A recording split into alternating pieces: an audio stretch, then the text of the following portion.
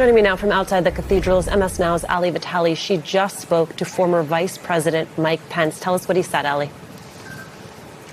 Look, the former vice president here commemorating a longtime friend of his. And Alicia, I'll let you hear what he told me just in the last few minutes. Watch that, and then we'll talk about it on the back end. Talk to me about your friend, Senator Graham, and maybe a memory that you're holding dear today of something that only you got insight to, knowing him for as long as you did.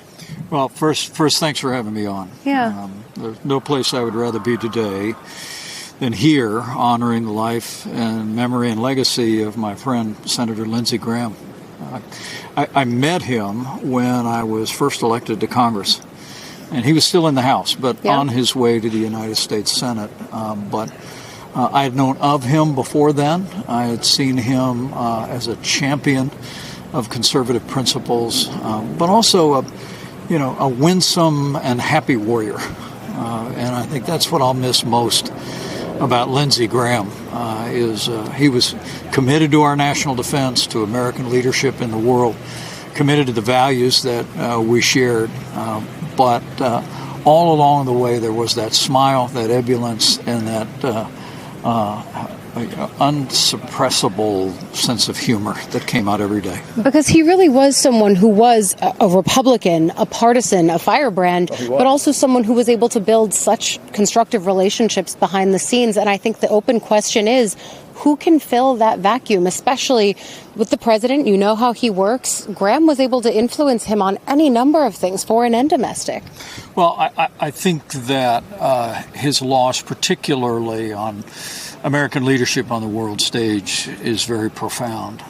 But I have great confidence that other voices in the House and Senate and around the country are going to be able to take up that mantle as well. I mean, I think freedom had no greater champion than Lindsey Graham.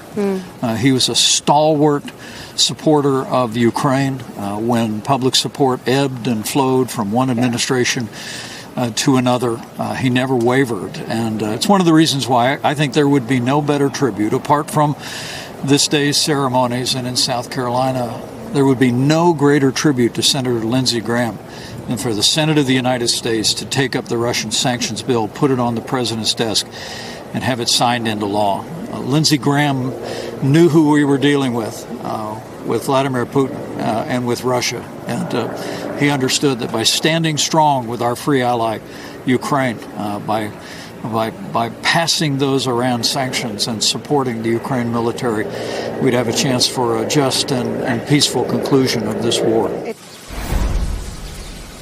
And it is very, I think, notable that the Senate is likely to pass those very sanctions, calling it the Lindsey O. Graham bill, in large part because of the work that Graham was doing, Alicia, up until the day that he died, to try to get the Senate, not just the Senate, but the White House on board with this sanctions package, which now also includes some sanctions against Iran. And I think the other thing that Pence is saying there is something he has said to me before, Alicia, this idea that there is within the MAGA movement a lack of clarity around the U.S. role and posture when it comes to Ukraine.